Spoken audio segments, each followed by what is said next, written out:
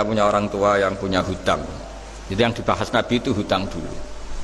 Itu karena hak adami. Hak adami itu tuntutan. Jadi kalau dalam kitab fikih itu ada istilah haqqullah mabniun alal musamahah wa haqqul adami mabniun alal musyahah. Jadi kalau hak Allah itu Allah lebih rileks. Karena Allah itu tidak butuh disembah, tidak butuh dipuja-puja. Allah sudah terlalu besar.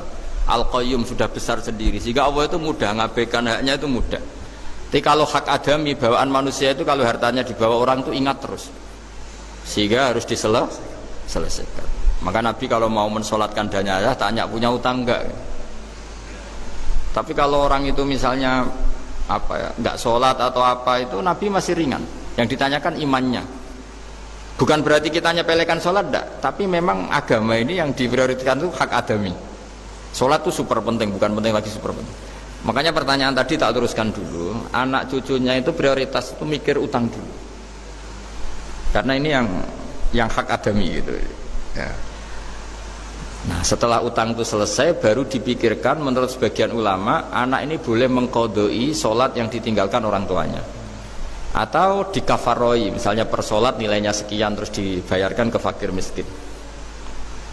Nah, tapi pertanyaan seperti ini sepertinya mengganggu itu begini, takutnya jadi masif. Jadi masif itu gini, berhubung ada solusinya. Ini yang tanya orang mana tadi itu? Solo, ini orang Solo ini harus dikasih tahu. Berhubung ada solusinya, jangan-jangan kita yang kaya.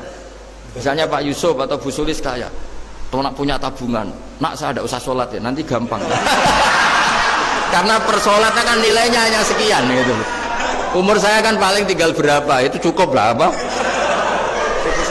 Iya cukup untuk mengganti, itu kan ribet. Makanya solusi itu ya kadang tidak baik. Karena nanti dipakai saya naik dewi. Makanya dulu itu terkenal ada guyonan seorang kiai ditanya, ini guyonan nyata. Pak Kiai, katanya Kiai itu orang suci, tapi kadang-kadang kok maksiat juga. Si Kiai ini jawabnya ngawur sekali. Justru yang boleh maksiat tuh Kiai, kamu nggak boleh. Terus kenapa Pak Kiai? Dia tahu caranya tobat, kamu nggak tahu. Kacau kan? Jadi yang melanggar hukum itu kan yang pakar hukum, tahu itu, tahu ilmunya, cara melanggar tapi nggak bisa dipidanakan itu. Punya penghapusnya Gus ya? Punya penghapusnya, itu kan ribet. Artinya gini ya, yang orang Solo tadi, kalau kadung terjadi orang tua kita tidak sholat, saya ulang, kalau kadung terjadi orang tua kita tidak sholat atau pernah meninggalkan sholat, kita sebagai kiai itu punya cara supaya yang untung tuh fakir miskin. Misalnya kita fatwa dikasih fidyah atau fida atau apa. Tapi ini bukan cara yang jadi solusi, karena takutnya nanti jadi gerakan masif tadi. Gerakan tidak usah sholat diganti, ya itu kan ceribet jadi. Tapi kalau sampai ingin berbuat baik sama orang tua yang nggak pernah sholat, saran saya satu, hak adaminya selesaikan dulu. Karena memang dalam syariat Islam nomor satu itu hak. Masyhur itu kan ketika ada jenazah Nabi itu gak tanya orang itu sholat gak, dan tanya kan punya utang gak gitu.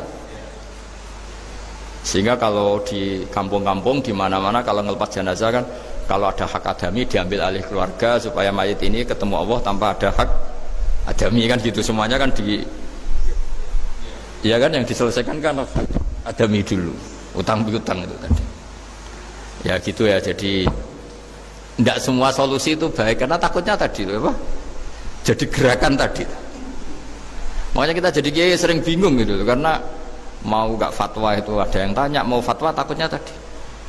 Misalnya kita kan paling umurnya tinggal berapa, dihitung saja per sholat, terus bilang ke anaknya, nak saya tidak usah sholat, nanti ini aja bayarkan. Kan jadi ribet.